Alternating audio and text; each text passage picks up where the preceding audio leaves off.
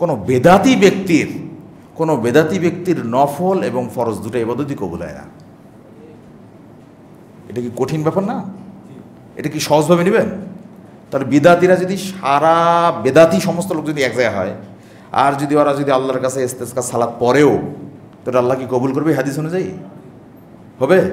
হবে না। ওই উমুক মাঠে তুমুক মাঠে কেন, বাংলাদেশ সবচেয়ে বড় যে মাঠ, ওখানেও যদি বেদাতি পদ্ধতিতে বেদাতি ব্যক্তি যদি দোয়া করে, আল্লাহ কি কবুল করবে? এটা রাসূল তাই বলছেন। তাহলে বেদাতের বিষয়ে আমাদেরকে একেবারে স্পষ্ট থাকতে হবে।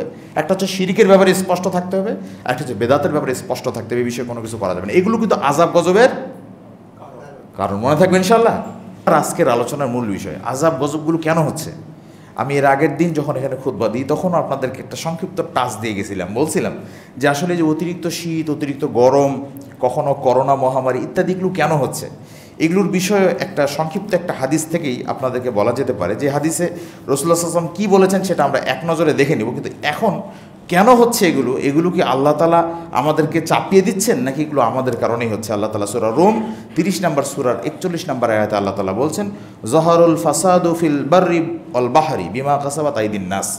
যে জলে এবং স্থলে যে যাবতীয় যে ফিতনা ফাসাদগুলো যেগুলো হচ্ছে, এগুলো আমাদেরই হাতের কামায়, মানে এগুলো আমাদের কারণেই হচ্ছে। তার মানে এগুলোর জন্য কিন্তু আল্লাহ দায়ী না, এগুলোর জন্য আমরাই দায়ী। আল্লাহ তাআলা এই সমস্ত যে আযাব গজবগুলো আমাদেরকে দিচ্ছেন, এগুলোর জন্য আমরাই দায়ী মূলত। এগুলো কেন করছেন আল্লাহ? আল্লাহ তাআলা বলছেন লি ইউযিকহুম। এটা আল্লাহ তাআলা এই যে আমাদেরকে যে শাস্তিটা দিচ্ছেন, বা'যাল্লাযীনা আমিলু, আমাদের কর্মের কারণে যে শাস্তিগুলো আল্লাহ দিচ্ছেন, কারণটা কি? আল্লাহ তাআলা বলছেন লাআল্লাহুম ইয়ারজিউন, যাতে করে তোমরা আল্লাহর পথে ফিরে আসতে পারো।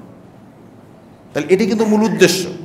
যেগুলো কেন হচ্ছে, আমাদের নিজেদের পাপের কারণেই হচ্ছে এগুলো। আল্লাহ তাআলা এগুলো আমাদেরকে দিচ্ছে, কেন দিচ্ছে? যাতে আমরা ইউটার্ন করে আল্লাহর দিকে ফিরে আসতে পারি। আল্লাহ তাআলা আমাদের সবাইকে আল্লাহমুখী হওয়ার তৌফিক দান করুন, আল্লাহুম্মা আমিন। তো এখানে যে বিষয়টা আমি আপনাদেরকে বলতে চাইলাম, যে আমরা এখন এটা তো জানলাম যে আমাদের কারণে এটা হচ্ছে, কিন্তু তারপরও আমরা যদি এখান থেকে না ফিরি, তাহলে কিন্তু আমাদের এই যে শিক্ষার যে বিষয়টা, এটা কিন্তু থাকছে না। এখানে আমি আপনাদেরকে আরেকটা আয়াত আপনাদের জন্য কোট করে নিই, সেটা রোমেরই 7 নম্বর আয়াতে আল্লাহ তাআলা বলছেন, ইয়ালামুনা যাহিরাম মিনাল হায়াতিদ দুনিয়া, যে তোমরা তো বস্তুতপক্ষে দুনিয়াবী জীবনটা খুব ভালো বোঝো। কে বলছেন এটা? আল্লাহ তাআলা বলছেন বস্তুতপক্ষে তোমরা তো দুনিয়াবী জীবন খুব ভালো বোঝো।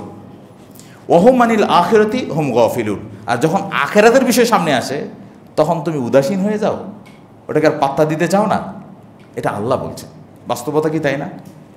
বাস্তবতা কিন্তু ঠিক তাই, যে আমরা দুনিয়াবী জীবনটা যত ভালো বুঝি, আখিরাতের প্রশ্ন যখন সামনে আসে, তখন কিন্তু আমরা নীরব হয়ে যাই, তখন আর ওই বিষয়ে কোনো কথা বলি না। বাস্তবতা কি ওরকম না? আসুন আমরা এখান থেকে তওবা করি, আমরা ফিরে আসি, যেন আমরা এই দুনিয়াবী জীবন শুধু যেমন ভালো বুঝিতে সেরকম না, আমরা যেন আখিরাতটাকেও যেন প্রাধান্য দিতে পারি। আল্লাহ যেন সে তৌফিক আমাদের দান করেন, আল্লাহুম্মা আমিন। সূরা আলা, আপনারা জানেন প্রতিদিন বিশেষ করে জুমার দিনে দুটো সূরা পড়া হয়, সূরা গাশিয়া, সূরা আলা। এই সূরা আলার মধ্যে আল্লাহ তাআলা বলছেন বাল তুসিরুনাল হায়াতাদ দুনিয়া ওয়াল আখিরাতু খায়রু ওয়া আবকা। আল্লাহ তাআলা স্মরণ করে দিচ্ছেন যে বস্তুতপক্ষে তোমরা তো দুনিয়াবী জীবনকে প্রাধান্য দিচ্ছ, দুনিয়াবী জীবন কি তোমরা প্রাধান্য দিচ্ছ, কিন্তু আল্লাহ তাআলা বলছেন কিন্তু আখিরাত হচ্ছে খয়র, আখিরাত হচ্ছে উত্তম ও অবক এবং স্থায়ী। এটা আল্লাহ জানিয়ে দিচ্ছেন। তাহলে আখিরাত যে উত্তম এবং স্থায়ী, সেইটার জন্য আপনার আমার জ্ঞানের থলি একেবারেই জিরো, সেইটার জন্য আপনার আমার কর্মের থলি একেবারেই শূন্য। আর দুনিয়াবী দিকটা এত ভালো বুঝি যে এটার জন্য একেবারে আমাদের মন প্রাণ উজাড় করে দিয়ে সমস্ত সময় ব্যয় করে আমরা সেই দিকে সময় দিচ্ছি। তাই আল্লাহ তাআলা বলছেন তোমরা বাহ্যিক জীবনটার দিকটা দুনিয়াবী জীবনটা খুব ভালো বোঝো, কিন্তু আখিরাতের প্রশ্ন আসলেই তোমরা কেন গাফেল হয়ে যাও। আসুন না আমরা আজকের এই আলোচনা থেকে আমরা আখিরাতের জন্য নিজেদেরকে প্রস্তুত করে নিই। আল্লাহ তাআলা সেটা তৌফিক দান করুক, আল্লাহুম্মা আমিন। আরেকটা বিষয় হতে পারে যে অনেকেই মনে করতে পারে যে আমাদের উপরে বিশেষ করে এই যে নানান আযাব গজবগুলো আসছে, এগুলো কি আল্লাহ চাপিয়ে দিচ্ছেন কিনা, এটাও আপনাদেরকে ক্লিয়ার করার জন্য সূরা ইউনুস 10 নম্বর সূরা 44 নম্বর আয়াতে আল্লাহ তাআলা কি বলছেন দেখেন। আল্লাহ তাআলা বলছেন ইন্নাল্লাহা লা ইয়াজলিমুন নাস, নিশ্চয়ই আল্লাহ তাআলা মানুষের প্রতি কোনো জুলুম করেন না। এরপর আল্লাহ বলছেন যে ওয়ালাকিন্নান নাস আনফুসাহুম ইয়াজলিমুন, মানুষই নিজে নিজের প্রতি জুলুম করে। আল্লাহ মানুষের প্রতি জুলুম করেন না, মানুষই নিজের প্রতি জুলুম করে থাকে।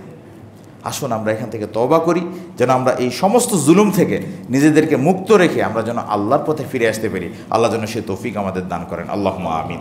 এখানে একটা মজার বিষয় হচ্ছে এই যে আজকে আমাদের বিশেষ করে এই নানামুখী যে আমাদের প্রতি নির্যাতন, এই যে আমাদের প্রতি যে কষ্ট, আজকে আপনাদেরকে একটা তথ্য দিয়ে রাখি যে আজকে আমরা সারা বিশ্বের মুসলিমের দিকে যদি তাকিয়ে দেখি, বিশ্ব মুসলিম দেশগুলোর দিকে যদি আপনি তাকিয়ে দেখেন, দেখবেন ম্যাক্সিমাম দেশই আজকে নির্যাতনের শিকার, জুলুমের শিকার। নাকি দ্বিমত করবেন আমার সাথে? সবাই একমত না যে নির্যাতনের শিকার? মূলত এর কারণটা কি আজকে আমার এটা বুঝে আসে না। ওআইসির ভূমিকাটা কি? আমাদের যে একটা ইসলামিক সংস্থা আছে, সেই সংস্থাটার ভূমিকাটা কি এগুলোর এগেনস্টে? তারা কি একটা উদ্যোগ নিছে? কি জানলেন আপনি? পেপার পত্রিকা পড়ে কি শুনছেন আপনি?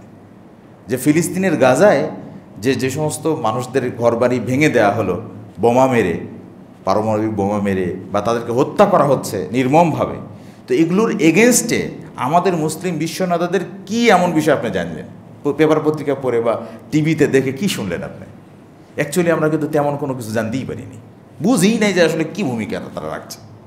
যার কারণে আজকে সারা বিশ্বে আমরা বলতে পারি যে আজকে মুসলমানদের যে নির্যাতন হচ্ছে, এগুলোর এগেনস্টে আসলে বলার পক্ষে বলার মতো সাহসী মানুষদের বড়ই অভাব, সাহসী মানুষ, সাহসী নেতার বড়ই অভাব। আল্লাহ তাআলা যেন আমাদের সবাইকে এই বিষয়গুলো বোঝার তৌফিক দান করেন, আল্লাহুম্মা আমিন। এখানে আমি আপনাদেরকে যে বিষয়টা কোট করতে চাইবো সেটা হলো যে আজকে মুসলিম বিশ্ব নেতাদের এই অবহেলার কারণে আজকে জানেন যে গাজার যারা মুসলমান তারা কিন্তু আজকে একটু খাদ্য অভাবে তারা আছে, এমনকি তারা পানির অভাবেও আছে। এটা তো মানুষের একটা মৌলিক চাহিদা নাকি? পানিটা আর খাবারটা এটা তো একটা মানুষের মৌলিক চাহিদা বটে। এইটুকু পর্যন্ত তারা অন্য দেশ থেকে যেন না ঢুকে, এজন্য তারা ইসরায়েল এটাকে চেষ্টা করছে। আমাদের মাসিক আত্মাহারিক পত্রিকা এই যে মে মাসের যে সংখ্যা, এটার সম্পাদকই হলো যে ইসরায়েল কি অপরাজেয়, মানে ইসরায়েলদের কি পরাজয় হবে না? অবশ্যই পরাজয় হবে। যদি মুসলিমরা জেগে ওঠে একবার, কোথায় ইসরায়েল ভেসে চলে যাবে। কিন্তু মুসলিম দেশের জাগরণের জায়গাটাই তো চেতনার সংকট, আজকে চেতনার জায়গাটাই চরম সংকটে ভুগছি। তবে আলহামদুলিল্লাহ আমরা সাধ্যমতো আমাদের জায়গা থেকে আমরা যতটুকু পাচ্ছি ততটুকু আমরা চেষ্টা করছি গাজাবাসীর জন্য সাহায্য করার জন্য। এটা আমি শেষের দিকে আপনাদেরকে বলবো না ইনশাআল্লাহ। শুধু এখানে এইটুকু বলি যে আজকে সারা বিশ্বে আমরা কম বেশ যে বর্তমান যে আমাদের যে দেশীয় যে সমস্যার মধ্যে আমরা আছি সেটা হচ্ছে খরা, অতিরিক্ত খরা, তাই না? বিশেষ করে প্রচণ্ড গরম, প্রায় 40 ডিগ্রি সেলসিয়াস তাপমাত্রা, মানে কি এটার উপর তো নিঃসন্দেহে এটা স্বাভাবিকভাবে টিকে থাকায় কষ্টকর। তো এগুলোর পিছনে আমরা যে কারণগুলোকে বলছি দায়ী, তার মধ্যে একটা হচ্ছে শিরক, যেটা আমি আপনাদেরকে বললাম যে একটু আগে, যে মূলত এগুলো আমাদের হাতের কামাই। হাতের কামাই বলতে কি, সবচেয়ে বড় পাপ কোনটা? শিরকের পাপ। এই শিরকি কার্যক্রমগুলো জাতীয়ভাবে করা হচ্ছে। আপনারাই বলেন, কোনো একজন মুমিন মুসলমান কোনো অনর্থক কাজ করতে পারে? অনর্থক কাজ করতে পারে? একটা জড়বস্তুকে সামনে রেখে আমরা দেখছি যারা আমাদের বিধর্মী, অমুসলিম, বিশেষ করে সনাতন ধর্মাবলম্বী যারা, তারা কি করে, নিজেরা একটা মূর্তি বানায়। সে মূর্তি বানিয়ে সেখানে মুখ চোখ ইত্যাদি সবই থাকে, তার শাড়ি টাড়ি পরিয়ে দেয় ইত্যাদি করে দৃশ্যমান করে তার সামনে যে মাথা টেকে। এটা কি অনর্থক কাজ মনে করি না আমরা? যে নিজেরাই বানাইলো, আবার নিজেরাই যে তার কাছে যে ধর্ণা দিচ্ছে। সেম লাইক দ্যাট মুসলমানরাও একটা সামনে কিছু জড়বস্তুকে সামনে নিয়ে নীরবতা পালন করছে, সেখানে একটা সময় ব্যয় করছে, জাতীয়ভাবে ছুটি ঘোষণা করছে। What is this? এগুলো কি শিরিক না? এগুলো শিরিক যদি বলতে যায়, আজকে সমস্ত খতিবগুলোকে যদি ফাঁসি দেওয়া হয়, আমি মনে করি সমস্ত সারা বাংলা সমস্ত খতিবদের জন্যই এটা রহমত হবে ইনশাআল্লাহ। যদি সমস্ত খতিব এ বিষয়ে কথা বলে যে এটা তো শিরিকি কাজ, এই কাজের কারণে তো দেশের মধ্যে শান্তি আসছে না, রহমত আসতেছে না, এই শিরিকি কাজ মুসলমান করতে পারে? এগুলো হচ্ছে, কিছু বলার নাই। কিন্তু আমরা সাধ্যমতো যেন সচেতন থাকতে পারি যে নিজেরা যেন এই সমস্ত কর্মের সাথে না জড়িয়ে যাই, নিজেদের পরিবারের সদস্য যেন এই সমস্ত কাজের সাথে না জড়িয়ে যাই। একই কাজ, যে কাজ আজকে সনাতন ধর্মাবলম্বী লোকেরা করতেছে, ওই একই কাজ আমরাও করতেছি। তাদের তো তাও মুখ চোখ আছে, আমাদের তো মুখ চোখ ছাড়াই করতেছি। আল্লাহ তাআলা আমাদেরকে এই সমস্ত ফালতু অযথা, যেগুলো কোনো মানে নাই, এবং সেখানে কত ফুল যে ব্যয় করা হচ্ছে, কত টাকার ফুল, তাই না? এগুলো কি অপচয় নয়? মুসলমান কেন অপচয় করবে? গাজার ইতিহাসকে আমরা দেখতে পাচ্ছি না? সেখানে কত মানুষ না খেয়ে আছে, অথচ আমরা একটা জড় বস্তুকে ফুল দিচ্ছি। ওর কি ফুলের কোনো প্রয়োজন আছে? ও কি সুগন্ধি শুনতে পায়? তো এগুলো কী করতেছি আমরা, কেন করা হচ্ছে এটা? তাহলে দেশে কি কোনো শিক্ষিত মানুষ নাই? এগুলোর মাধ্যমে কি মানুষের কাছে জীবিত থাকে? আপনাদেরকে যদি আমি বলি মুহাম্মদ রাসূলুল্লাহ সাল্লাল্লাহু আলাইহি ওয়াসাল্লাম, তাকে আমরা কেউ দেখিনি, দেখছি? তার আকৃতি জানি? তার কোনো ফেসবুক, ইউটিউব বা ইত্যাদি যে অ্যাকাউন্টগুলো থাকা দরকার জনপ্রিয়তার জন্য, এগুলো অ্যাকাউন্ট তার আছে? নাই। কিন্তু সারা পৃথিবীর মুসলমানের অন্তরের মধ্য থেকে মুহাম্মদ রাসূলুল্লাহ সাল্লাল্লাহু আলাইহি ওয়াসাল্লামের ভালোবাসা কি কেউ ছিনিয়ে নিতে পারবে? তাহলে ভালোবাসা কি শুধু প্রতিকৃতি আর ওই জোর করে ইয়ে করলেই হয়?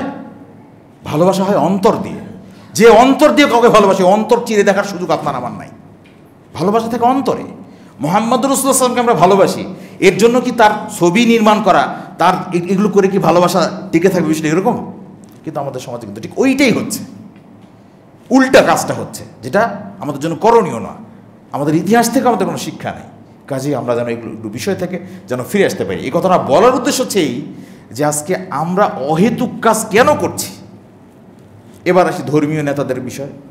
ধর্মীয় নেতারা এত বড়াই করছে কিছু অযথা কাজ নেই, যেটা ইসলামের কোনো ভিত্তিই নেই। এটা তো বললাম, মানে আরও তো অনেক বিষয় আছে, ওগুলো বলার সুযোগ নেই, বুঝতেই তো পারছেন। বাকিগুলো বুঝে নিন যে অনর্থক কাজ জাতীয় পর্যায়ে হচ্ছে। এবার হুজুরদের কাজ দেখেন, ধর্মীয় নেতা যারা, তারাও কিছু অযথা কাজ করছে যার কোনো ভিত্তি ইসলামে নেই। যেমন একটা হচ্ছে কি মিলাদ কিয়াম, এই জন্য তারা চালাকি করে পবিত্র কোরআনের আয়াতগুলোকে তার অপব্যাখ্যা দিয়ে মুহাম্মদ রাসূলুল্লাহ সাল্লাল্লাহু আলাইহি ওয়াসাল্লাম যে জীবিত আছে দুনিয়াবী জীবনের কাছে, এ তারা প্রমাণ করার চেষ্টা করে। তারা চেষ্টা করে মুহাম্মদ সাল্লাল্লাহু আলাইহি ওয়াসাল্লাম মারা যাননি তো। তার উদ্দেশ্য কি? ওই যে কিয়ামে দাঁড়িয়ে যায় না, কারণ কে আসে? তাদের এই ভ্রান্ত বিশ্বাস যে মুহাম্মদ সাল্লাল্লাহু আলাইহি ওয়াসাল্লাম সেখানে সশরীরে চলে আসে। এই যে বিশ্বাসটা, এই শিরকি বিশ্বাস, এই মানে অনর্থক যে একটা কাজ তারা যে আমল হিসেবে চালু করছে মুহাম্মদ সাল্লাল্লাহু আলাইহি ওয়াসাল্লামের নাম দিয়ে, এটা কি ইসলামী শরীয়তে আছে? কিন্তু তারা এটা করতেছে। এই যে বেদাতি কর্মগুলো, এগুলো ধর্ম নেতারা চাপিয়ে দিচ্ছে। তো কাজে এই দুটোই কিন্তু অপচয়, এই দুটোরই কিন্তু অনর্থক কাজ, যেগুলোর কোনো মানে হয় না। দরুদ তো অবশ্যই পড়তে হবে, দরুদ পড়তে হবে না? আল্লাহ রাসূল সাল্লাল্লাহু আলাইহি ওয়াসাল্লাম বলেছেন যে যদি কেউ যদি একবার দরুদ পড়ে, তাহলে আল্লাহ তাআলা তার প্রতি 10 বার রহমতের দৃষ্টিতে তাকান। তো দরুদ তো পড়তেই হবে, কিন্তু কোন দরুদ? যে দরুদ মুহাম্মদ রাসূলুল্লাহ সাল্লাল্লাহু আলাইহি ওয়াসাল্লাম আমাদেরকে শিখিয়ে গেছেন সেই দরুদ। যে দরুদ আপনি আমি বানিয়েলাম ওইটা না। আরেকটা কি অনর্থক কাজ, নিয়ত পড়া, নাকি? নিয়ত পড়ার জন্য যে কত তারা চাপাচাপি করে, যে অমুক সালাতের এই নিয়ত, তমুক সালাতের এই নিয়ত, 4 রাকাতের এই নিয়ত, 2 রাকাতের এই নিয়ত, 3 রাকাতের এই নিয়ত, আছে না এগুলো? রমাজান মাসের সিয়ামের একটা নিয়ত, আর সিয়ামের নিয়তটাও তো একটা হাস্যকর নিয়ত, জানেন না? নাওয়াইতুয়ান আসুমা গদাম, গদাম মানে কি? তার মানে সারা বাংলাদেশের অধিকাংশ যারা নিয়ত পড়া সিয়াম পালন যারা করে, যারা করে, তারা যেই দিন সিয়াম পালন করে সেদিন নিয়তই করে না, সবসময় একদিন অ্যাডভান্স করে, তাই করে না? তাই ঠিক অনর্থক কাজ হলো না? মুমিন যেটা মতনগত ভুল, সেটা তো ভুলই, কিন্তু এই কাজগুলো কিন্তু আমাদের সমাজে হচ্ছে। এই বেদাতি কর্মগুলোর বিরুদ্ধে আজকে আর কী বলার আছে বলেন? তারাবির সালাত নিয়ে আজকে বাহাজ হচ্ছে। আমি বলবো আহলে হাদিস ভাইদেরকে যে যারা ইমাম বুখারীর বুঝকে মানে না, ইমাম মুসলিমের বুঝকে মানে না রহমতুল্লাহি আলাইহি, ইমাম আবু দাউদ, তিরমিজি, নাসাই, ইবনু মাজাহ তাদের বুঝকে মানে না, তারা কি আপনার আমার মতো ঠুনকো আলেমদের বুঝকে মানবে? ভালো করে বুঝিয়েন। যারা ইমাম বুখারীর বুঝকে মানে না, তার মানে ইমাম বুখারী তারাবি পড়ছিলেন নাকি পড়েননি বলেন তো? উনি কি ওনার জীবনে তারাবি পড়েননি? উনি হাদিস নিয়ে আসছেন, মান কামা রমাজান ঈমানান ওয়া ইহতিসাবান গফিরা লাহু মা তাকাদ্দামা মিন যামবি। তিনি হাদিস নিয়ে আসছেন যে ব্যক্তি ঈমানের সাথে নেকির আশায় রমাজান মাসে রাতের বেলার কিয়াম করলো, তার পূর্বের গুনাহ মাফ। এই হাদিসটা তো ওনার কিতাবেও আছে, বুখারীতে আছে না? তাহলে উনি নিজে কিয়াম করছেন নাকি করেননি? করছেন। তো উনি কত রাকাত পড়ছেন? এবার ওনার বুখারী পড়ে দেখেন, তাহলে আপনি পাবেন। তো উনি তো সবচেয়ে বড় মুহাদ্দিসদের শিরোমণি না উনি? তো উনি সবচেয়ে বড় মুহাদ্দিস হওয়া সত্ত্বেও উনি ওনার কিতাবে কত রাকাত তারাবির হাদিস নিয়ে আসছে, খুলে দেখেন। তাহলে তো বোঝা হয়ে গেল যে ওনার মতো এত বড় হাদিস বিশারদ যদি যে হাদিসটা উনি নিয়ে এসে বুঝছেন, ওটা যদি বুঝতে আপনার সমস্যা হয়, তাহলে ওনার মতো মুহাদ্দিসকে যে মানে না সে আপনাকে মানবে? এটা তো কমন সেন্স, এটা আপনার কমন সেন্স দিয়ে চিন্তা করতে হবে। আচ্ছা, ইমাম বুখারী না মানে পড়েননি, তিনি না আমাদের মতোই পড়ছেন সালাত, তো ইমাম মুসলিম পড়েননি? ইমাম মুসলিম ওই হাদিস নিয়ে আসেননি যে হাদিসটা তারা বলতে চাচ্ছে 20, তাই না? ইমাম মুসলিমও তো পড়ে, তুমি ইমাম মুসলিম কত রাকাত পড়ছেন? তাই আমি বলতে চাচ্ছি এটাই, যে এত বড় বড় মুহাদ্দিস তারা যেটা করছে সেটাই আমাদের জন্য আদর্শ। মূলত তারা এটা কেন করছে? কারণ রাসূল সাল্লাল্লাহু আলাইহি ওয়াসাল্লাম এটা করছেন তাই করছে। আমরাও ঠিক তাদের মানহাজ ফলো করি, আমরাও রাসূল সাল্লাল্লাহু আলাইহি ওয়াসাল্লাম যা করেছেন তাই করি। আল্লাহ তাআলা আমাদের করার তৌফিক দান করুক, আল্লাহুম্মা আমিন। এখানে যে বিষয়টা আমি বলতে চাচ্ছি, কত বড় ভয়ঙ্কর এই হাদিসটা শোনাবো বলে আপনাদেরকে এতগুলো কথা বললাম। যে রাজনৈতিক নেতারা তো শিরিক করছে, জাতীয় পর্যায়ে চাপিয়ে দিচ্ছে, সেটা তো আছেই। ধর্মীয় নেতারা আবার রাসূলুল্লাহ সাল্লাল্লাহু আলাইহি ওয়াসাল্লামের নামে নতুন নতুন বেদাত চালু করে সেটাও আমাদেরকে চাপিয়ে দিচ্ছে আমাদের সাধারণ মুসলমানদের উপরে। এগুলোর বিপরীতে আল্লাহ রাসূল হাদিসে কি বলছেন দেখেন, আল্লাহ রাসূল ছোট্ট একটা হাদিস, বুখারী 3172 নম্বর হাদিস। আল্লাহ বলছেন, লা ইকবালু মিনহু সরফুন ওয়ালা আদলুন। কোনো বেদাতি ব্যক্তির নফল এবং ফরজ দুটো ইবাদতই কবুল হয় না। এটা কি কঠিন ব্যাপার না? এটা কি সহজভাবে নেবেন? তাহলে বিদাতিরা যদি সারা বেদাতি সমস্ত লোক যদি এক জায়গায় হয়, আর যদি ওরা যদি আল্লাহর কাছে ইস্তেসকা সালাত পড়েও, তো আল্লাহ কি কবুল করবে হাদিস অনুযায়ী? হবে না। ওই উমুক মাঠে তুমুক মাঠে কেন, বাংলাদেশ সবচেয়ে বড় যে মাঠ, ওখানেও যদি বেদাতি পদ্ধতিতে বেদাতি ব্যক্তি যদি দোয়া করে, আল্লাহ কি কবুল করবে? এটা রাসূল তাই বলছেন। তাহলে বেদাতের বিষয়ে আমাদের একেবারে স্পষ্ট থাকতে হবে। একটা হচ্ছে শিরিকের ব্যাপারে স্পষ্ট থাকতে হবে, একটা হচ্ছে বেদাতের ব্যাপারে স্পষ্ট থাকতে হবে। এই বিষয়ে কোনো কিছু করা যাবে না। এগুলো কিন্তু আযাব গজবের কারণ, মনে থাকবে ইনশাআল্লাহ। এগুলো যেন আমরা না করি। এবার দেখেন, যেহেতু দোয়াই কবুল হবে না, তাহলে দোয়া তো ইবাদত। আর দোয়া হুয়াল ইবাদা, আবু দাউদ 1479 নম্বর হাদিস। তাহলে দোয়াটাই হচ্ছে ইবাদত। এরপরে যে হাদিসটা শুনলাম সেটা আরও মারাত্মক। সিলসিলা সহিয়া 1620 নম্বর হাদিস। আল্লাহ সাল্লাল্লাহু বলেছেন, ইন্নাল্লাহ হাজাবাত তাওবাতা আন কুল্লি সহিবি বেদাতিন হাত্তা ইয়াদা বেদাতাহু। যে নিশ্চয় আল্লাহ তাআলা কোনো বেদাতির তওবা গ্রহণ করেন না, বেদাতির তওবা কবুল করেন না। কতক্ষণ পর্যন্ত? হাত্তা ইয়াদা বেদাতাহু, যতক্ষণ পর্যন্ত ওই ব্যক্তি বেদাত পরিত্যাগ না করে। তার মানে কি, বেদাতি ব্যক্তি তওবাও যদি করে, তো আল্লাহ রাসূলের ভাষ্য অনুযায়ী তার এই তওবাটা কে গ্রহণ করবেন না? আল্লাহ গ্রহণ করবেন না। কাজেই এই বিষয়গুলো আপনাদের সামনে তুলে ধরলাম, যাতে করে আমরা এই সমস্ত বিষয়গুলো থেকে ফিরে এসে আমরা যেন আল্লাহমুখী হতে পারি। আল্লাহ যেন সে তৌফিক আমাদের দান করেন, আল্লাহুম্মা আমিন। এখানে সবচেয়ে বড় যেটা মজার বিষয় সেটা হচ্ছে যে আমরা তো বেদাত করছি বটে, কিন্তু আমাদের এই যে শিরিক বেদাতের যে কার্যক্রমগুলো, এটা অনেকেই আবার মনে করছে যে এটাই হচ্ছে মানে ভালো কাজ। যারা রাষ্ট্রীয়ভাবে ওই সমস্ত কাজ করছে তারা কি মন থেকে ভালো কাজ মনে করে না? খারাপ কাজ মনে করে? ভালো কাজই মনে করে। আবার যারা ধর্মীয়ভাবে এই সমস্ত বেদাত করে তারাও কিন্তু এটাকে খারাপ কাজ মনে করে না। তাহলে কতটা দুর্গতির দিকে আসি, আমাদের খতিব সাহেবদের কাজ কত বেশি, একটু ভেবে দেখেন যে আমাদের কত সাইড বোঝাতে হবে আপনাদেরকে, তাই নয় কি? যে কতগুলো দিক ও বিভাগ আপনাদের সামনে আমাদেরকে বুঝাইতে হবে। আল্লাহ তাআলা যেন আমাদের এগুলো থেকে ফিরে আসার তৌফিক দান করেন, আল্লাহুম্মা আমিন। এবার ওই যে 5টি কাজ যখন হবে, তখন 5টি গজব ইকুয়াল টু আমরা ধরে নিব। আমি আপনাদেরকে ওইভাবেই বোঝাচ্ছি, শোনেন। এই পাপ হলে ওইটা হবে, ওই পাপ হলে এটা হবে, এই পাপ হলে এটা হবে, একবার ওইভাবে বলছি, শোনেন। 5টা পাপ। আল্লাহ সাল্লাম ইবনু মাজাহ 4019 নম্বর হাদিস। এই হাদিস আল্লাহ বলছেন, অশ্লীলতার কারণে, অশ্লীলতা কি আছে না নাই সমাজে? টিভি খুললেই তো অশ্লীলতা, মোবাইল খুললেও অশ্লীলতা, যাবেন কোথায়? বিপদ। রাস্তায় বের হলেও অশ্লীলতা। এই অশ্লীলতার কারণে মহামারী হবে, হচ্ছে না? হচ্ছে তো। করোনা তো গেছে, এখনও করোনার রোগী কিন্তু আছে না? তো আসি। 2, ওজনে কারচুপি করলে দুর্ভিক্ষ হবে, হচ্ছে না? এটা মনে করিয়েন না যে আমাদের ওই সেদিন একজন বলছিল আমাকে, একজন পলিটিক্যাল ব্যক্তি বলছিল আমাকে যে তুমি যে ধর্মীয় কথাবার্তা বলো, তো তুমি এই বিষয়টা কেন বলো না, বলো তো। আমি বলছি কি? তো বলছো তোমাদের যে বিভিন্ন রাস্তাঘাটে যে লোকজন দাঁড় করায়, যে সাদাবাজির মতো করে যে বিভিন্ন টাকা পয়সা নিয়ে মাহফিল মাদ্রাসা করতেছে, তো এগুলোর বিষয়ে তুমি কিছু বলো না কেন? আমি এটা বলি, কারণ আমি এটা সমর্থন করি না। মানে অ্যাকচুয়ালি আমার ব্যক্তিগতভাবে এটা ভালো লাগে না যে ইসলাম এভাবে মানুষের কাছে এভাবে দ্বারস্থ হবে। কেন মসজিদ আমাকে টাইলসের করাই লাগবে? মসজিদকে আমাকে বিল্ডিং করাই লাগবে? আমার কম টাকা আছে, মসজিদ থাকবে, সমস্যা কি? কিন্তু মানুষের কাছে ধর্ণা দিয়ে করতে প্রয়োজন কি? মসজিদের মুসল্লি যারা আছে তাদের সামর্থ্য করে নিবে, কিন্তু এটার জন্য রাস্তাঘাট মানে হিন্দু মুসলমান যে ট্রাক আসুক বাস আসুক সব দাঁড় করাও, এটা কিন্তু আমার কাছে মনে হয় ইসলামের সৌন্দর্যের বিকাশ পায় না। এটা আমি পছন্দ করি না, এটা কিন্তু ভালো লাগে না। তো ও বলার উদ্দেশ্য কিন্তু ইসলামকে কটাক্ষ করা, ওর সেন্সটা কিন্তু গুড সেন্সে না, ওটা কিন্তু ব্যাড সেন্সে আমাকে বোঝাচ্ছে যে ইসলামের এই বিষয়টা, তখন আমি তাকে পাল্টা একটা কথা বলছিলাম, সেটা আপনাদেরকেও বলি। সেটা হচ্ছে যে এই কথাটা আমি বললাম এই জন্য যে আপনি বললেন ধর্মীয় এই ব্যাপারটা, কিন্তু আপনি যে রাষ্ট্রীয় ব্যাপারে যে কত জায়গায় যে ভিক্ষা করে আসেন, সে অমুক অমুক কাজ করা হচ্ছে, সেটা তো আপনি একবারও বললেন না। দুর্ভিক্ষ হয়নি মনে করছেন আপনি? এই যে কী বললাম, ওজনে কারচুপি করলে কী হবে? দুর্ভিক্ষ হবে না? তো বাংলাদেশে আমাদের একটা রিপোর্ট কি, যে একটা বাচ্চা জন্মগ্রহণ করছে কত টাকা ঋণ নিয়ে, এটা তো রিপোর্ট তো তারাই দেয় না? তার মানে কি দুর্ভিক্ষের মধ্যে আছি তো আমরা। আপনি বুঝে না বুঝি বড় বড় কালভার্ট আর ব্রিজ ইত্যাদি ইত্যাদি স্থাপনাগুলো হচ্ছে, কিন্তু এগুলো কি দেশীয় কোনো টাকায় হচ্ছে? অধিকাংশ বাইরের দেশের টাকা দিয়ে হচ্ছে। আপনাদের এখানে যেটা হচ্ছে, আপনাদের এখানটা হচ্ছে না। আমি তো এটা সম্পর্কে তো আমি জানি। তো এই যে রাশিয়ানরা যে কাজগুলো করতেছে, তারা যে এখানে যে ইনভেস্টমেন্ট যেটা করতেছে, তাদের বিনিয়োগ, এই বিনিয়োগগুলোও তো তাদের একটা ইন্টারেস্ট ছাড়াই করতেছে, নাকি ইন্টারেস্ট আছে তাদের? তাহলে কি হচ্ছে? আন্তর্জাতিকভাবে তো বড় ভিক্ষুক কারা তাহলে? বিষয়টা সহজেই অনুমেয়, যদিও আমি এটা পছন্দ করি না, এটার কাউন্টারে আমি ওটা বলছি এটা এমন নয়, দুটোই আমি পছন্দ করি না।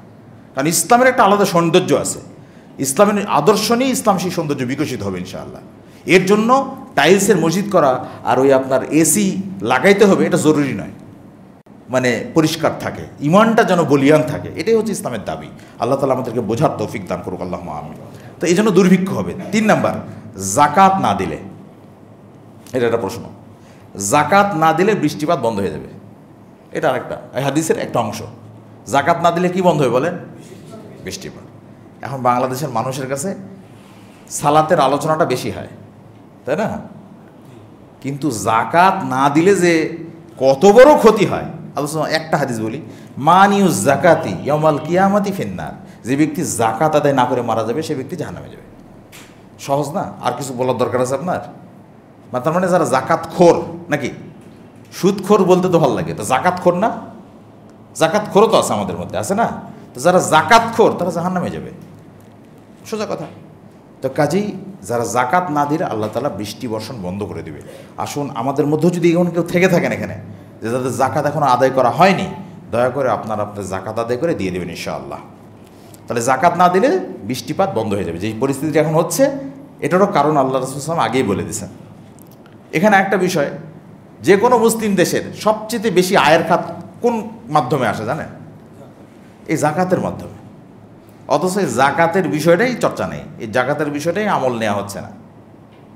ঋণ খেলাফির বিষয়ে অনেক পত্রিকায় চলে আসতেছে বিভিন্ন বিষয়, কিন্তু জাকাত যে দিচ্ছে না তার বিষয়ে কোনো তদন্ত নেই, ধরাধরি কিছু নেই, কিছুই নেই। কাজে আল্লাহ তাআলা আমাদের এগুলো বোঝার তৌফিক দান করুক, আল্লাহ। 4 নাম্বার, আল্লাহ তার রাসূলের অঙ্গীকার ভঙ্গ করলে, যদি কেউ আল্লাহ এবং তার রাসূলের অঙ্গীকার ভঙ্গ করে, তখন আল্লাহ বিজাতীয় দুশমনদেরকে ক্ষমতাসীন করেন। বিজাতীয় দুশমন মানে কি? কাফের মুশরিক। কাফের মুশরিকদেরকে আল্লাহ তাআলা ক্ষমতাসীন করবেন, আর আমরা থাকবো তাদের অধীনস্থ। বোঝা গেছে বিষয়? কার অঙ্গীকার ভঙ্গ করলে? আল্লাহ এবং তার রাসূলের অঙ্গীকার ভঙ্গ করলে। এখন একটা প্রশ্ন, অঙ্গীকারই করা যাবে না, এই বিষয়ে ফতোয়া চলতেছে আমাদের। অথচ আল্লাহ রাসূল বলে দিয়েছেন যে অঙ্গীকার ভঙ্গ করলে ক্ষমতাসীন কাফের বিজাতীয় যারা আছে তারা, আমাদের দুশমনরাই আমাদের ক্ষমতাসীন হবে। অথচ আমরা অঙ্গীকারই করতে চাচ্ছি না। তার মানে কি? ক্ষমতাসীন তারা থাকবেই চিরদিন। এই অঙ্গীকারের গুরুত্ব আমি এই হাদিস থেকে পেয়েছি, যে এর মধ্যে আলাদা গুরুত্ব আছে এখানে। তাছাড়া আল্লাহ রাসূল কেন বললেন? আল্লাহ তাআলা আমাদের বোঝার তৌফিক দান করুক, আল্লাহুম্মা আমিন। আর 5 নাম্বার, আল্লাহর নাজিলকৃত বিধান অর্থাৎ ওহীর বিধান না মানলে পরস্পরের মধ্যে যুদ্ধ লেগে যাবে। হচ্ছে না এরকম? পরস্পর আমি আপনাদেরকে আগের দিনও বলছিলাম, একজন বিরোধী দলের লোক সরকার দলের লোককে মেরে দিল, পরস্পর যে মারল সে খুশি, কিন্তু অ্যাকচুয়ালি সবচেয়ে বড় খুশি কারা? ওই ইহুদি খ্রিস্টানরা। ওরা কিন্তু আপনার আমার চাইতে অনেক অনেক বেশি গুণ খুশি। কেন? কারণ ওদের যে কাজটা ওরা গাজায় করতেছে, সেই কাজটা তো আমরাই করতেছি না আমরা। তো এটাই তো তাদের চাওয়া। তো আল্লাহ তাআলা যেন আমাদেরকে এই সমস্ত বিষয়গুলো থেকে আল্লাহ তাআলা যেন আমাদের ফিরে আসার তৌফিক দান করেন, আল্লাহুম্মা আমিন। এই 5টি পাপ যখন হবে, তখন এই 5টা বিষয় আমরা দেখতে পাবো, যেটা আমরা দেখতে পাচ্ছি অলরেডি। আল্লাহ তাআলা যেন আমাদের সবাইকে এই 5টা বড় বড় পাপ থেকে ফিরে আসার তৌফিক দান করেন, আল্লাহুম্মা আমিন। এবার যে বিষয়টা আমি আপনাদেরকে বলার চেষ্টা করব, যে নারী এবং পুরুষের জন্য একটা মেসেজ। এখন বাঁচার, ওই যে বললাম 1 নাম্বার কী ছিল? অশ্লীলতা হলে কি হবে? মহামারী হবে। এই অশ্লীলতা নিয়ে এখন সমাজে যে বিষয়টা হচ্ছে, সেই বিষয়টা নিয়ে আপনাদেরকে 2-1টি বিষয় আমি একটু বলি। একটা হচ্ছে যে আমাদের যে বিষয়টা অতীব জানা জরুরি। আচ্ছা দেখেন, জাতীয় পর্যায়ে যে সমস্যাগুলো হচ্ছে সেটা 2-1টা আপনাদের ধারণা দিই। আল্লাহ তাআলা বলছেন সূরা বাকারা 221 নম্বর আয়াতে, কত চমৎকারভাবে আল্লাহ ব্যাখ্যা দিচ্ছেন। ব্যাখ্যাটা একটু মনোযোগ দিয়ে শোনেন ইনশাআল্লাহ। আল্লাহ তাআলা বলছেন ওয়ালা তানকিহুল মুশরিকাতি হাত্তা ইউমিননা, যে তোমরা মুশরিকা মহিলাকে বিবাহ করো না যতক্ষণ পর্যন্ত তারা মুমিন না হয়। তাহলে মুশরিকা মহিলাকে বিবাহ করতে আল্লাহ তাআলা নিষেধ করলেন যতক্ষণ পর্যন্ত তারা মুমিন না হয়। তার মানে কি, যিনি মুশরিক তিনি মুমিন হতে পারেন না। এটাই বোঝা গেল না? এটা বোঝা গেল, কিন্তু ভালো করে বুঝেন, এই টপিকটা রাখেন। এরপর আল্লাহ বলছেন ওয়ালা আমানাতুন মুমিনাতুন খয়রুন মিন মুশরিকাতিন, যে একজন মুশরিকের চাইতে একজন মানে কৃতদাসী সেই উত্তম। সুবহানাল্লাহ। তার মানে একজন মুশরিক যদি ধনীও হয়, অনেক টাকাওয়ালাও হয়, আর যদি একজন কৃতদাসী মানে মহিলা, মুশরিক মহিলা আর একজন কৃতদাসী যদি হয়, সে যদি মুমিনা হয়, তাহলে এই উত্তম কে জানিয়ে দিলেন? আল্লাহ তাআলা জানিয়ে দিলেন। এত সুন্দর করে বলছেন আল্লাহ তাআলা। এরপর বলছেন ওয়ালাউ আজাবাতকুম, যদিও ওই সমস্ত মুশরিক মহিলারা তোমাদেরকে প্রলুব্ধ করে, তারপরও মনে রেখো ওই কৃতদাসী কিন্তু উত্তম। জানিয়ে দিলেন না?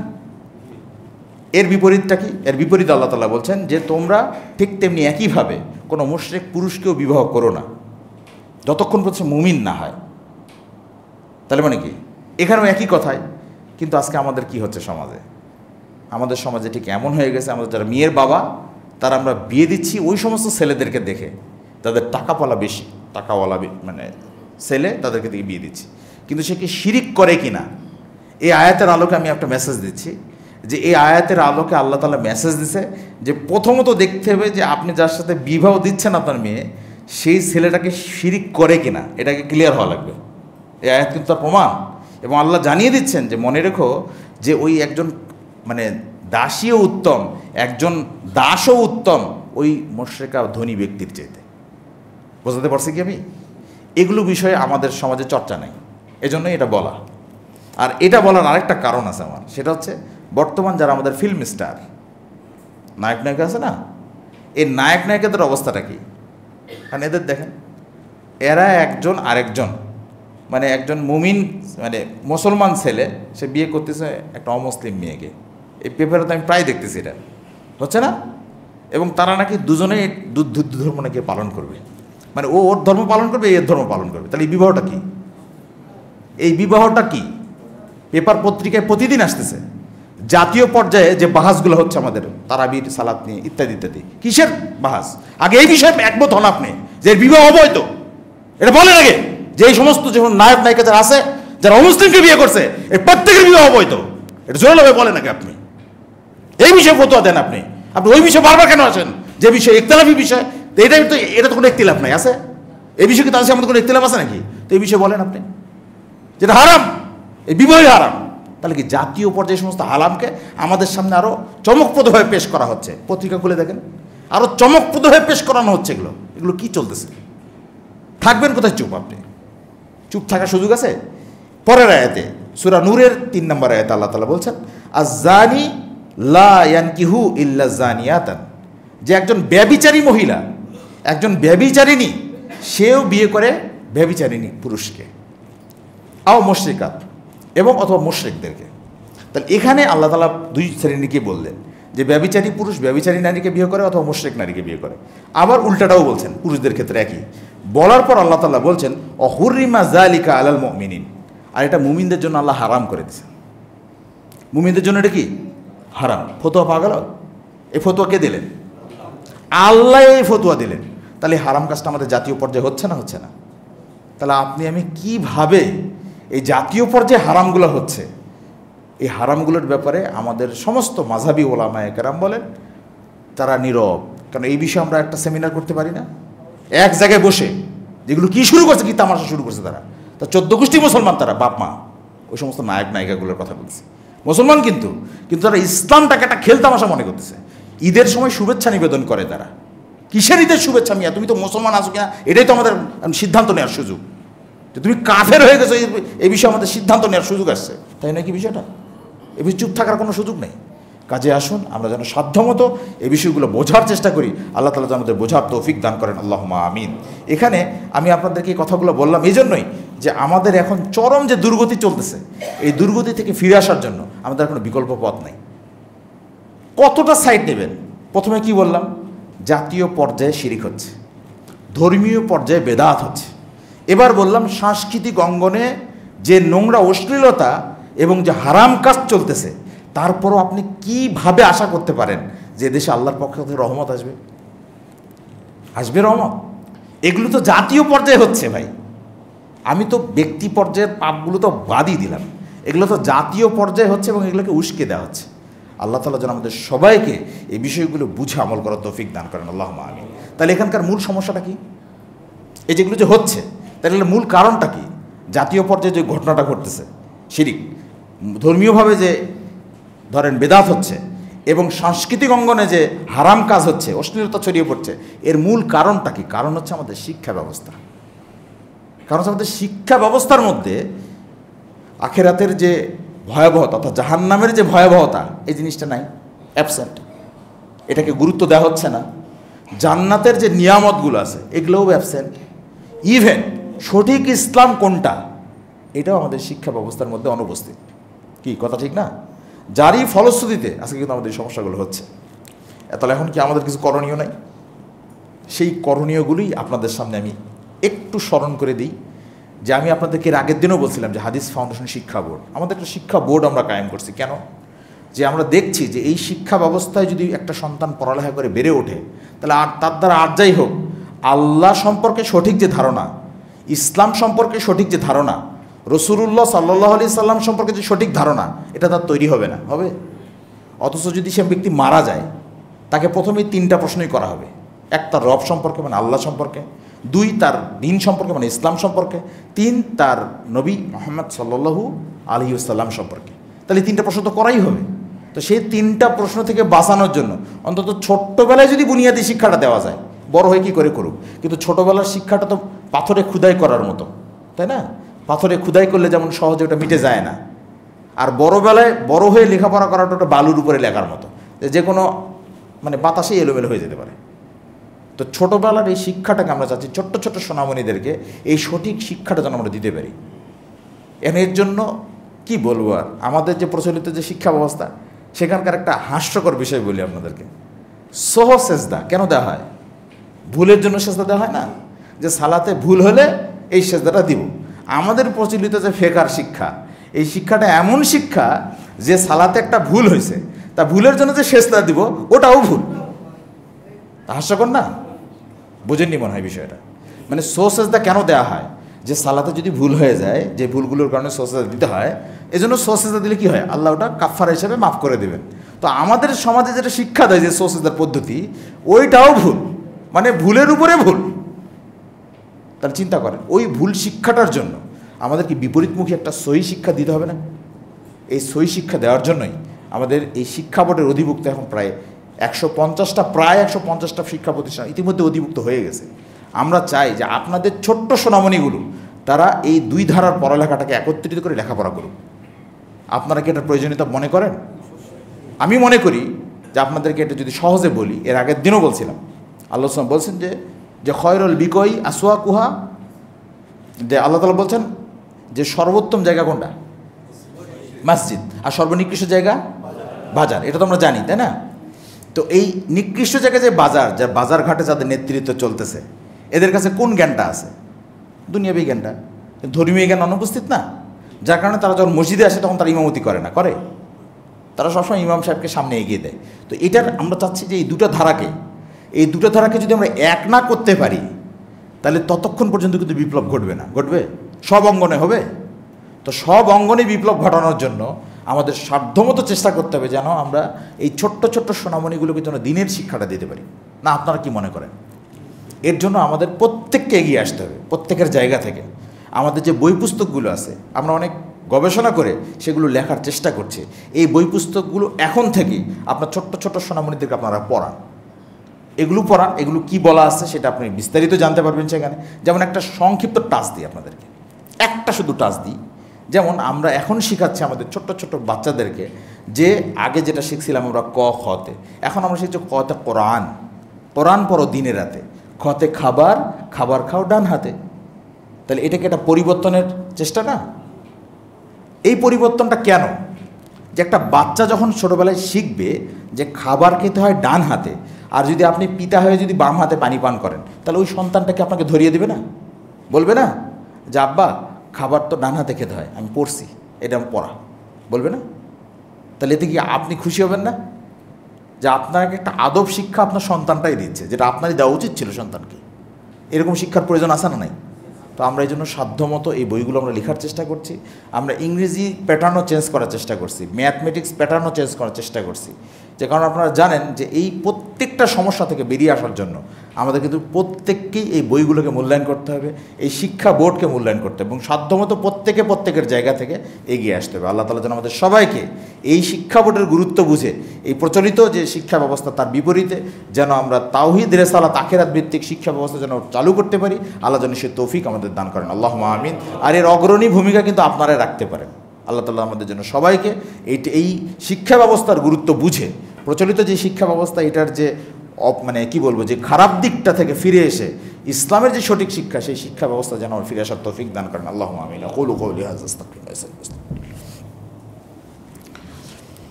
আলহামদুলিল্লাহ ওয়াহদা ওয়াসসালাতু ওয়াসসালামু আলা মান লা নাবিয়্যা বা'দা। আলহামদুলিল্লাহ, আপনারা এতক্ষণ ধরে যে বিষয়টা আমি বলার চেষ্টা করছি, প্রথম কথা হচ্ছে আযাব গজব বিগত যে 6টা জাতির উপরে ছিল, যে পাপগুলো ছিল সেগুলো আমাদের মধ্যে আছে না?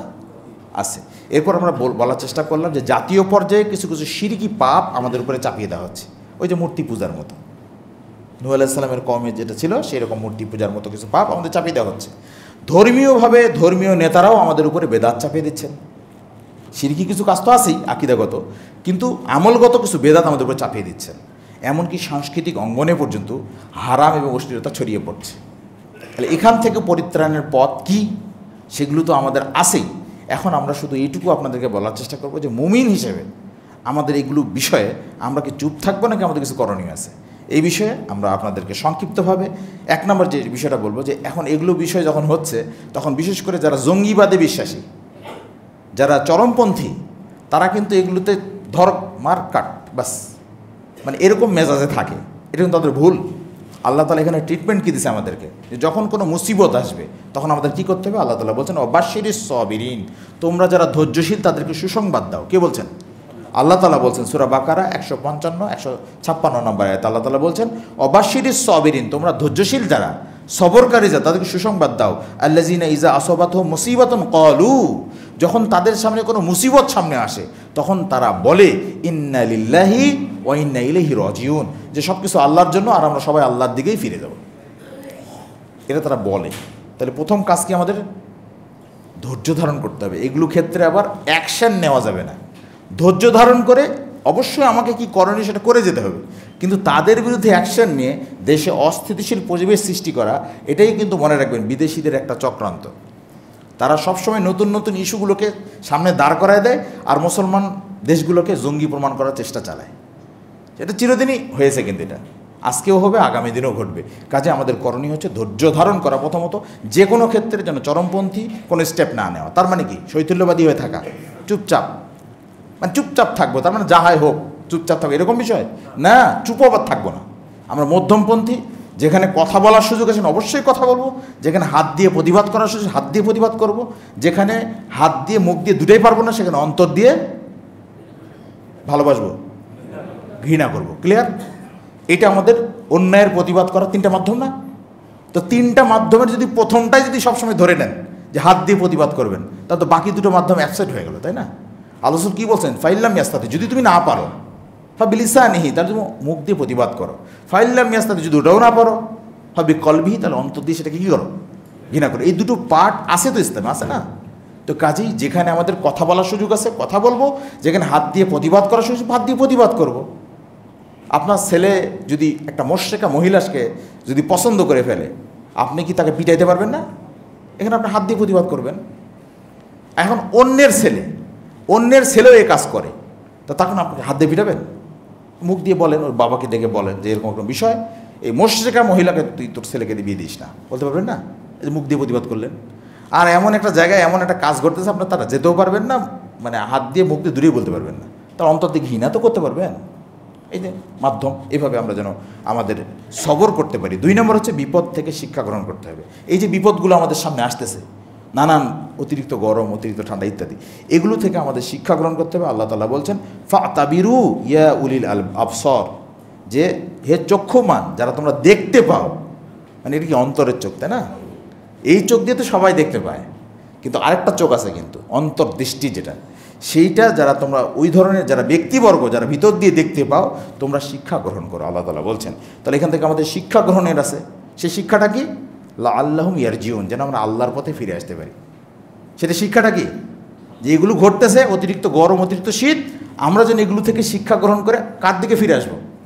আল্লাহর দিকে। এটা আল্লাহ তাআলা বলছেন যে 3 নম্বর যে কাজ, সেটা হচ্ছে আমাদের পাপ কর্ম থেকে তওবা করে আল্লাহর দিকে ফিরে আসতে হবে। যেটা আমি শুরুতে আপনাদেরকে বলছিলাম, তুবু ইলাল্লাহি জামিআ, যে তোমরা সকলে মিলে আল্লাহর কাছে কি করো?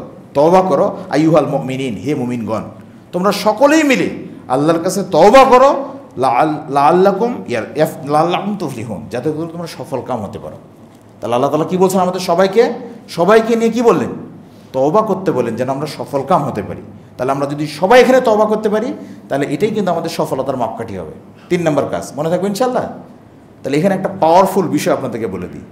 পৃথিবীর এখানে এখন যদি কেউ একজন থাকেন এখানে, যে আপনি প্রকৃত অর্থেই আপনার সমস্ত পাপের জন্য আপনি তওবা করলেন, এখানেই এখন বসে এই মুহূর্তে সব পাপের জন্য, না পাপ কাজই করবো না জীবনে, এরকম যদি একজন থাকেন এই মসজিদে, একজন, তাহলে ওই ব্যক্তি সম্পর্কে আলোচনা কী বলছে জানেন? বলছেন আর তাইবু মিনাজ জামবি কামাল্লা জাম্বালাহু, যে তওবাকারী ব্যক্তি এমন ব্যক্তির মতো যে কোনো পাপই করেনি, মানে নিষ্পাপ। সুবহানাল্লাহি ওয়া বিহামদিহি। তার মানে এখানে যদি একজন ব্যক্তি আমরা থাকি, সেটা আমিও হতে পারি, যদি এই নিয়ত যদি আমার ভিতরে এটা পয়দা হয়ে যায় যে আমি সারা জীবন, বাকি যে জীবন কাটাবো, একটা পাপও করবো না, এই নিয়ত করলাম, এবং এটা প্রকৃত অর্থেই নিয়ত, মানে এমন নয় অন্তর থেকে নিয়ত আর কি, এটা দেখানোর মতো নিয়ত না, অন্তর থেকে যদি কেউ নিয়ত করে, এটা যে আমি আল্লাহর কাছে নিয়ত করলাম যে আমি সারা জীবন আর বাকি যে কদিন বেঁচে আছে পাপ কাজ করবো না, যা করতাম সেগুলো ছাড়বো, এই যদি বলেন এইটুকু, তাহলে এইটুকু বলার কারণে আপনি একজন নিষ্পাপ মানুষের মতো হয়ে যাবেন, আল্লাহ রাসূল সাল্লাল্লাহু আলাইহি ওয়াসাল্লাম বলেছেন। তাহলে পূর্বের তো পাপ আছে, নিষ্পাপ তো হয়ে গেলাম, কিন্তু পাপগুলো তো পাপই থাকলো, তাই না? আল্লাহ আমাকে ক্ষমা করে দিল, ওই পাপগুলোকেও নেকিতে পরিণত করার সুযোগ, যেটা কি সূরা ফুরকান 70 নম্বরে আল্লাহ বলছেন মান তাবা ও আমিনা আমালান ও মান আমানা ও আমিলা আমালান সালিহা ফাউলাকা ইউবাদদুল্লাহু সাইয়্যাতিহিম হাসানাত, যারা তওবা করলো, ঈমান আনলো, সৎকর্ম সম্পাদন করলো, আল্লাহ তাআলা তার পূর্বের সমস্ত পাপগুলোকে নেকিতে পরিণত করে দেবেন। তাহলে এটা একটা পাওয়ারফুল বিষয়। তো কাজে এই তওবার বিষয়টা যেন আমাদের মধ্যে থাকে।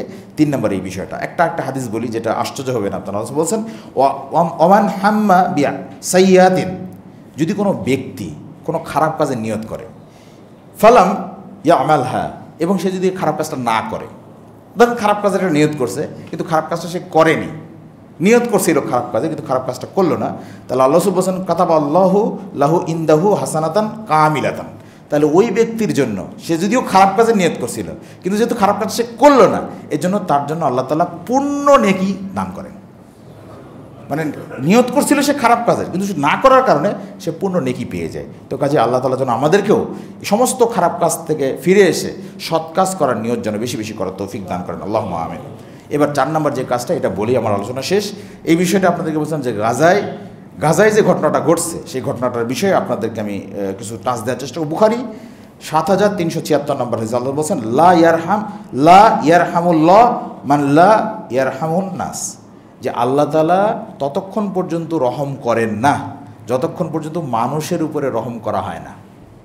তার মানে আমরা যদি মানুষের প্রতি রহম করি, তাহলে আল্লাহ রহম আমাদের উপরে করবেন। যারই ফলশ্রুতিতে আপনারা জেনে খুশি হবেন যে আহলে হাদিস আন্দোলন বাংলাদেশের পক্ষ থেকে আমাদের মার্কাজের, বিশেষ করে আল মার্কাজুল ইসলামের সালাফির কিছু ছাত্র মিশরে পড়ালেখা করত, আল আজহার বিশ্ববিদ্যালয়ে পড়ালেখা করার কারণে সেখানে তাদের মাধ্যমে মিশর সরকারের সহযোগিতায় আমাদের মানে সংগঠনের পক্ষ থেকে আলহামদুলিল্লাহ 1 ট্রাক যেটাতে খাদ্য সামগ্রী আমরা এটা পাঠাতে সক্ষম হয়েছি আলহামদুলিল্লাহ গাজাতে। আপনারাও যদি এখানে যদি কেউ অংশগ্রহণ করতে চান, তো আমাদের দেশের ছাত্ররা টাকা সংগ্রহ করছে এবং আমরাও সারা বাংলাদেশে বিভিন্ন জায়গা থেকে সাধ্যমতো চেষ্টা করছি যে যারা এটা দিতে চান, যে আপনার এমন হতে পারে যে আমার এই 100 টাকাটা তাদের একটা খাবারের একটা মাধ্যম হোক, তাহলে আপনারা সেটা অংশগ্রহণ করতে পারেন। এর মাধ্যমে সেখানে আমরা খাবার পাঠানোর চেষ্টা করছি। ইতিমধ্যে সেখানে ব্যবস্থা হয়ে গেছে। এখন যেহেতু গভর্নমেন্টের সেই সুযোগ সুবিধা আমরা পাচ্ছি, তাহলে এখন আমরা বেশি বেশি সহযোগিতা করলে সেখানে আমরা বেশি বেশি টাকা পয়সা পাঠাতে পারবো। তাহলে আল্লাহ আমাদের প্রতি কী করবেন? রহম করবেন। এবং পরের হাদিসে বুখারী 2442 নম্বর হাদিসে আল্লাহ সাল্লাল্লাহু আলাইহি ওয়াসাল্লাম বলেছেন যে মান কানা ফি হাজাতি আখিহি, যদি কেউ কোনো ভাইয়ের সাহায্য যদি করে তাহলে আল্লাহ তাআলা কী করবেন? কান আল্লাহু ফি হাজাতিহি, তাহলে আল্লাহ তাআলাও তার অভাবটা পূরণ করে দেবেন। আমরা যদি কোনো ভাইয়ের অভাব পূরণ করে দেই তাহলে আল্লাহ তাআলা আমার অভাবটা কী করে দেবেন? পূরণ করবেন। তো আল্লাহ পূরণ করলে কি কম দেবেন না বেশি দেবেন? নিঃসন্দেহে বেশিই দেবেন। কাজে আমরা সাধ্যমতো আমাদের ভাইদের সাহায্যে যেন আসতে পারি। শেষ হাদিস হচ্ছে আবু দাউদ 4941 নম্বর হাদিস। আল্লাহ বলছেন ইরহামু মানফিল আরদ, তোমরা জমিনবাসীর প্রতি রহম করো। ইয়ারহামকুম মানফিস সামাই, তাহলে আসমান যিনি আছেন মানে কে? আল্লাহ তাআলা আমাদের প্রতি কী করবেন? রহম করবেন। তাহলে আমরা যদি জমিনবাসীর প্রতি রহম করতে পারি তাহলে আল্লাহ আসমান থেকে আমাদের প্রতি রহম করবেন। কাজে সাধ্যমতো আমরাও যেন সাধ্যমতো প্রত্যেকেই বেশি বেশি মানুষের সাহায্যে আসতে পারি। বিশেষ করে এই তীব্র গরমের মধ্যে একটা বিষয় কিন্তু আমাদের জন্য শিক্ষণীয়, সেটা হচ্ছে আজকে আমরা যতটা নিরাপদে আমরা যেমন এখানে আসি, তার চেয়ে কঠিন মুহূর্তে কিন্তু আছে আমাদের, বিশেষ করে যারা আপনার শ্রমিক, যারা দিনমজুর, তাদের বিষয়টা ভেবে দেখেন যে তারা কতটা এই গরমের মধ্যে, তাদের তো দিনমজুর, তারা তো বের হতেই হবে। আপনি আমি যদি মনে করি যে অনেকেই বের হলাম না আজকে, তাহলে হয়তো আমাদের অসুবিধা নাই, কিন্তু তাদের তো দিন এনে দিন খাওয়া, তো তাদের জন্য কি আমরা রহম করতে পারি না? গাজাবাসীর জন্য তো অবশ্যই করব, কিন্তু আমাদের আশেপাশে যে সমস্ত অভাবী যারা দিনমজুর আছে তাদের জন্য যেন আমরা সাহায্যের হাত বাড়িয়ে দিতে পারি। আল্লাহ যেন সে তৌফিক আমাদের দান করেন, আল্লাহুম্মা আমিন। আর এখানে জান্নাতে, দুনিয়াতে অতিরিক্ত গরম অতিরিক্ত ঠান্ডা সব ঠিক আছে, কিন্তু জান্নাতের বিষয়টা কী হবে আপনাদেরকে একটু বলি। সূরা দাহর 13 নম্বর আয়াত আল্লাহ তাআলা বলছেন লা ইয়ারাউনা ফিহা শামসান ওয়ালা জামহারিরা, জান্নাতে জান্নাতবাসীরা না দেখতে পাবে অতিরিক্ত গরম, না দেখতে পাবে অতিরিক্ত ঠান্ডা। সুবহানাল্লাহ। তাহলে দুনিয়াতে এটা হচ্ছে, কিন্তু জান্নাতে এটা হবে না। অতিরিক্ত গরমও থাকবে না, অতিরিক্ত ঠান্ডাও থাকবে না, দুটোই কিন্তু মানুষের শরীরের জন্য সুইটেবল নয়, তাই নয় কি? তো জান্নাতে আল্লাহ তাআলা এটা দেখাবেন না। এমনকি অন্য আর এক আয়াতে আল্লাহ তাআলা বলছেন ওয়ান্নাকা লা তাজমাউ ফিহা ওয়ালা তাযহা, যে বিশেষ করে যারা জান্নাতবাসী হবে তারা সেখানে না পাবে পানির পিপাসা, না তারা অতিরিক্ত পাবে রৌদ্র, এটা তাদের জন্য থাকবে না। কাজেই আমরা যেন জান্নাতে গিয়ে যেন আল্লাহর এই অতিরিক্ত গরম এবং অতিরিক্ত ঠান্ডা মুক্ত হতে পারি, বিশেষ করে জান্নাতি বান্দা হতে পারি। আল্লাহ যেন সে তৌফিক আমাদের সবাইকে দান করেন, আল্লাহুম্মা আমিন। এবং সবাই আজকে নারী পুরুষ যারা আমরা এই আলোচনাটা শুনলাম, আমাদের যে বিগত যে জাতিগুলোর, যে ধ্বংসপ্রাপ্ত জাতিগুলোর যে পাপগুলো ছিল, আমাদের মধ্যে যেন সেই পাপগুলো না থাকে, আল্লাহ যেন সে তৌফিক আমাদের দান করেন, আল্লাহুম্মা আমিন।